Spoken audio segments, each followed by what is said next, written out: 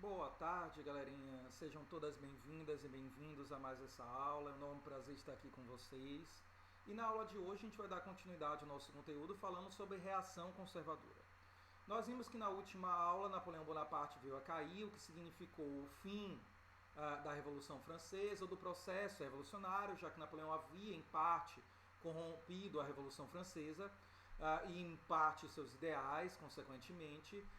E com a derrota de Napoleão por definitivo na Batalha de Waterloo e seu exílio na ilha de Santa Helena, iniciou-se aquilo que nós chamamos de reação conservadora. O que foi a reação conservadora, galera?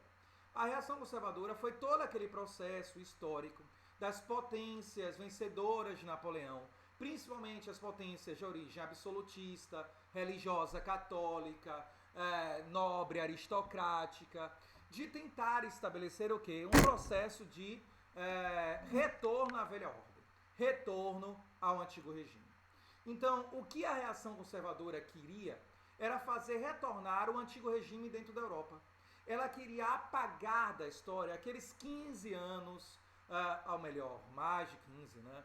Aqueles 25 anos de história, 10 da Revolução Francesa, 15 da Era Napoleônica, de instituição de ideias e governos liberais, e mais do que isso, de instituição de governos republicanos, capitalistas, que estavam permitindo a maior participação política das massas dentro do governo.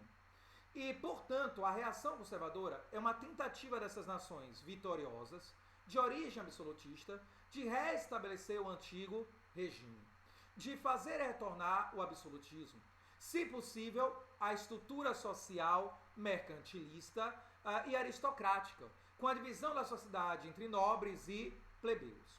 É óbvio que restabelecer o mercantilismo, reorganizar a sociedade segundo todos os ideais aristocráticos, fazer com que a sociedade se torne completamente religiosa, esquecendo da ciência e da importância dessa ciência, é quase impossível.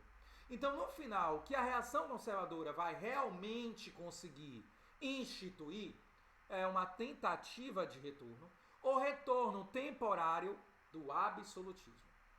E essa reação conservadora vai ser desenvolvida através de algo que nós chamamos de Congresso de Viena, que, obviamente, como o nome diz, é um congresso que vai acontecer ali em Viena, na Áustria, entre os anos de 1814 e 1815, que reunia todas as nações que enfrentaram a Revolução Francesa e Napoleão Bonaparte e saíram vitoriosas. E, em teoria, todas elas tinham direito de participação política igualitariamente, em teoria.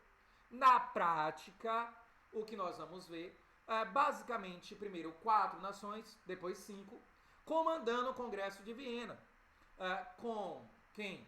A Inglaterra, a Áustria, a Prússia e a Rússia.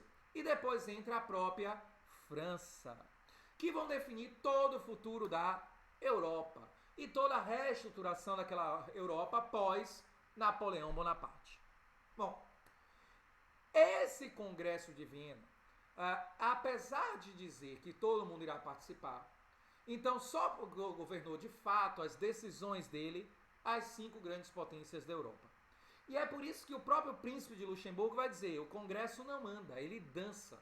Porque enquanto essas 5 grandes potências, a Pira mais a França, a Piraf, vinha a organizar a reestruturação da Europa, as outras potências eram apenas entretidas dentro desse processo e tinham apenas que chancelar essas decisões. Esse Congresso de Viena, ele vai ter 2 figuras muito importantes. Uma figura é Talleyrand, o embaixador francês, quando ele conseguiu impor a participação da França no processo do Congresso de Viena, alegando que a França que estava lá não era a França revolucionária, mas a França absolutista, da aristocracia, aquela que mais sofreu com a Revolução e que, portanto, a que mais lutou contra os ideais liberais. E do outro lado, Metternich, do Império Austríaco. E eles vão tentar reestruturar a Europa, até porque Napoleão Bonaparte depois reis e monarquias completas. Então muitos estados não tinham quem governar. ele conquistou diversos territórios, acabando com as fronteiras geopolíticas, em muitos casos. E ele estabeleceu um estado constante de guerra dentro da Europa. E esse Congresso de Viena, ele queria o quê? Ele queria reestruturar politicamente a Europa, definindo quem iria governar, como iria governar, que forma de governo seria estabelecido. Esse Congresso de Viena queria definir também os mapas da Europa, então as fronteiras geopolíticas, fronteiras geográficas, e finalmente ele queria estabelecer a paz, porque depois de praticamente 25 longos anos de guerras, ninguém mais desejava guerras. E para fazer essa reestruturação, eles vão criar o que nós chamamos de princípios e diretrizes. Princípios, as ideias que irão reorganizar a Europa. Então, essa reorganização da Europa será construída em cima de ideias, códigos filosóficos, princípios. As diretrizes, colocar esses princípios na prática. Então, como é que essas ideias podem ser colocadas na prática? Podem realmente funcionar? Para elas funcionarem, nós temos que fazer o quê? Isso são diretrizes. E os princípios, galera, são basicamente dois. Os princípios da legitimidade e da restauração. Princípio da legitimidade. Bom, precisa saber quem vai governar as nações. E o mapa que esses novos governos irão dominar. Então, redefinir os mapas da Europa e definir quem iria governar. E aí, o Talleyrand, inclusive com o objetivo de preservar o território da França e a autonomia da França, impedindo que a França fosse dividida entre as 4 grandes nações vitoriosas, a Pira, Prússia, Inglaterra, Rússia e Áustria, vai propor o princípio da legitimidade. Quem é o verdadeiro rei? Quem é o verdadeiro e legítimo dono do poder? Quem é o legítimo governante? O legítimo governante é o rei absolutista. Era quem governava a nação antes da Revolução Francesa e da Era Napoleônica. Então é ele que deve o quê? Governar. Pronto. Esse é o princípio da legitimidade, parte 1. Porque ele tem um outro elemento. Ele tem uma outra partezinha. Porque definiu-se quem deve governar. O rei absolutista. Devolver o poder a seu antigo dono. Ao legítimo dono do poder de origem divina. Pronto. Mas ele deve governar que território? O território que ele governava antes do processo revolucionário. Então se devolve o poder ao antigo rei. Se o rei foi morto, a alguém da sua família, o seu mais próximo herdeiro. E o território como era antes. Já foi feito exatamente assim? Todo mundo recebeu de volta? Claro que não, né, galera? Com os jogos do poder, as influências da Inglaterra, da Rússia, da Prússia, da Áustria, os desejos deles, dos vitoriosos. Algumas nações deixaram de existir, foram anexadas. É o caso do território que era a Hungria, da Westfália. Algumas monarquias vieram a cair e não foi exatamente igual. Mas das grandes nações, você teve uma preservação razoável. O outro princípio é o princípio da restauração. Princípio da restauração monárquica, que é a ideia de devolver o poder aos antigos reis, com seus antigos territórios, mas para governar de que forma? Dentro de monarquias absolutistas. Então vamos restaurar o absolutismo, na tentativa de restaurar o antigo regime. Então o absolutismo será o quê? Restaurado. Pronto. Já foi restaurado o absolutismo em toda a Europa? Tentaram. Mas a Inglaterra, a Holanda disseram, não, nós já somos monarquias constitucionais, a Suíça já era república antes, não vamos aceitar. Inclusive, como não se tinha como se impor um retorno ao absolutismo à Inglaterra, seria impossível passar por cima da Marinha Real Britânica, do poder militar, da ilha. Então se definiu que iria voltar a ser monarquias absolutistas, onde antes eram monarquias absolutistas, antes do processo revolucionário. Pronto. Esses são os princípios da legitimidade e da restauração. Ok. Joel, e as diretrizes? As diretrizes é como colocar isso na prática. Então, como devolver o poder aos antigos reis, como devolver os territórios às antigas nações, como restabelecer o absolutismo e mais, como garantir a paz e a ordem na Europa, que era fundamental. Ninguém queria mais guerras. Então eles vão dizer, a primeira diretriz é restauração da legitimidade. Devolve aí o poder à coroa ao antigo rei. Dá o território que era dele antes. Na fórmula, a monarquia absolutista. Pronto. Mas como garantir que não vai estourar nenhuma nova revolução liberal? Como garantir que esse rei não vai sofrer nenhum golpe de Estado?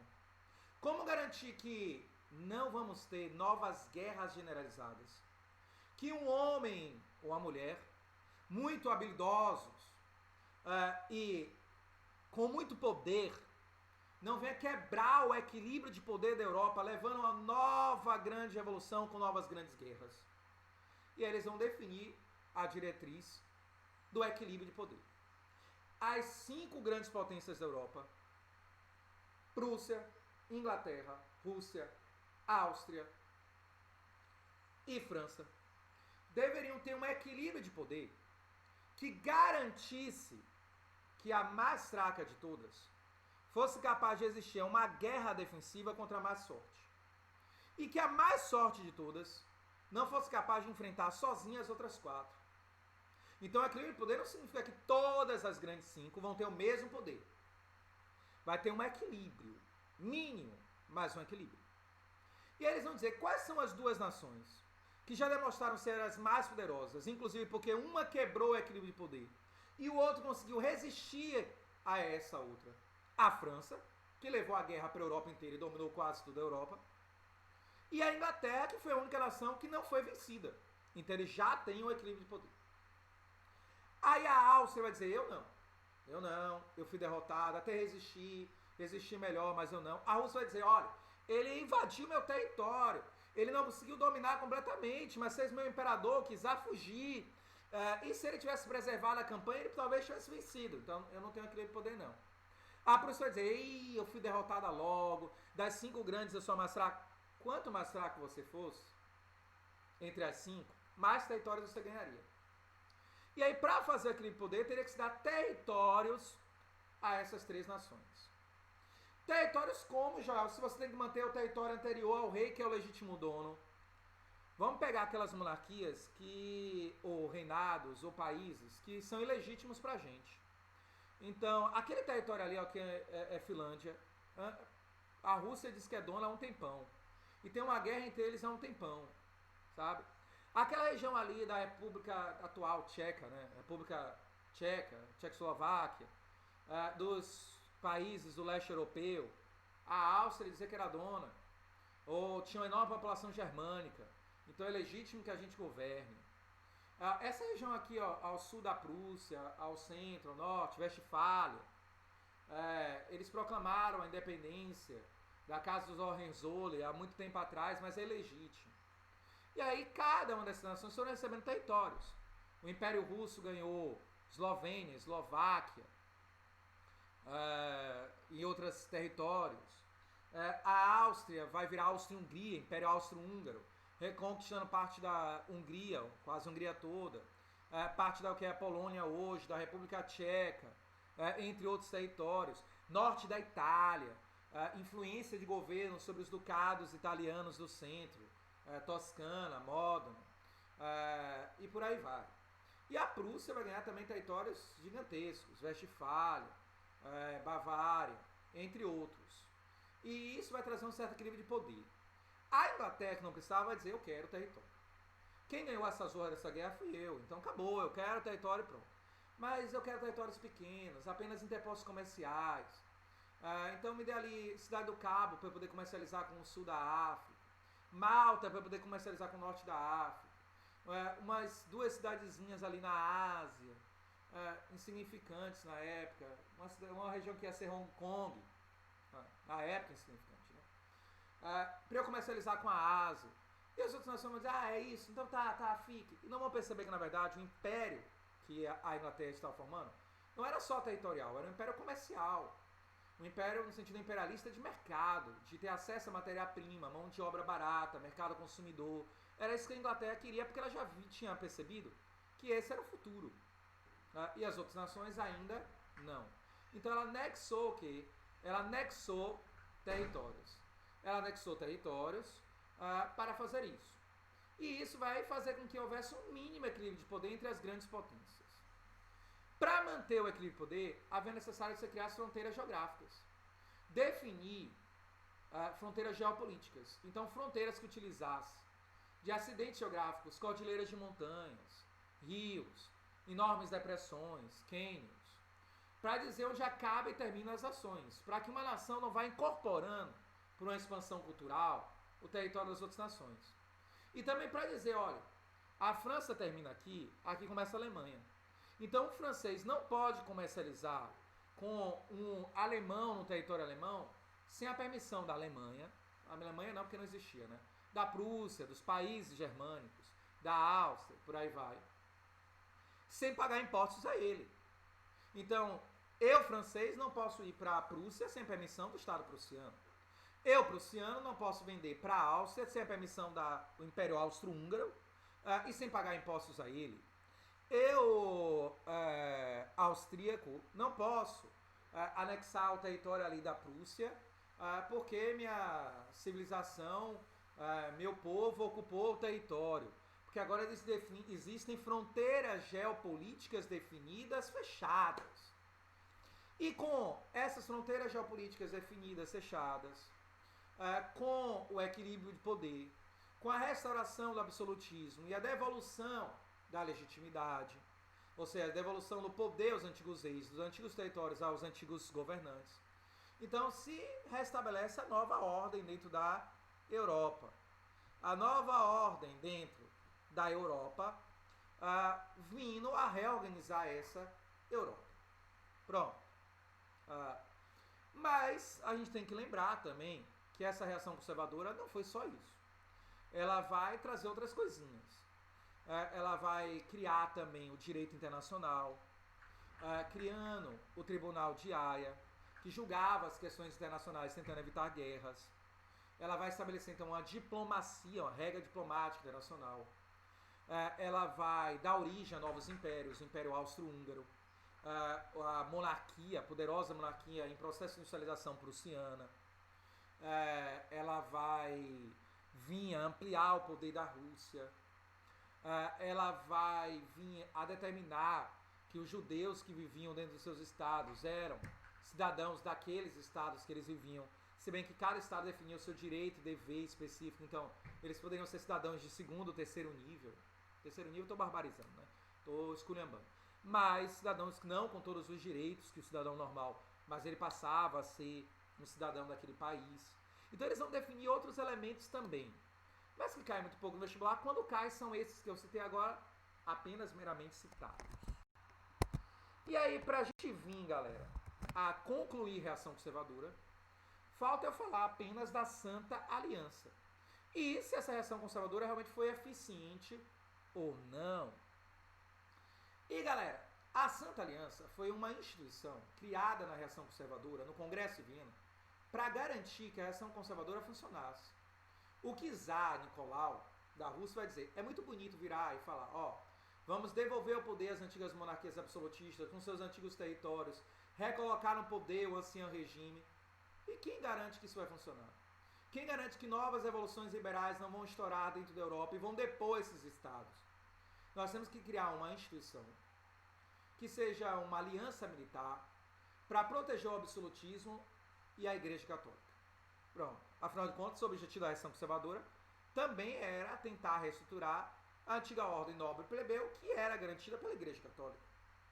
E aí se cria essa Santa Aliança, que é uma instituição, uma aliança das grandes potências militares, Inglaterra, Áustria, Prússia, Rússia, França, depois entra a Holanda, Portugal, Espanha, que deveria reprimir qualquer revolução liberal dentro da Europa ou em suas possessões, então em suas colônias, inclusive reprimir qualquer tentativa de independência das colônias.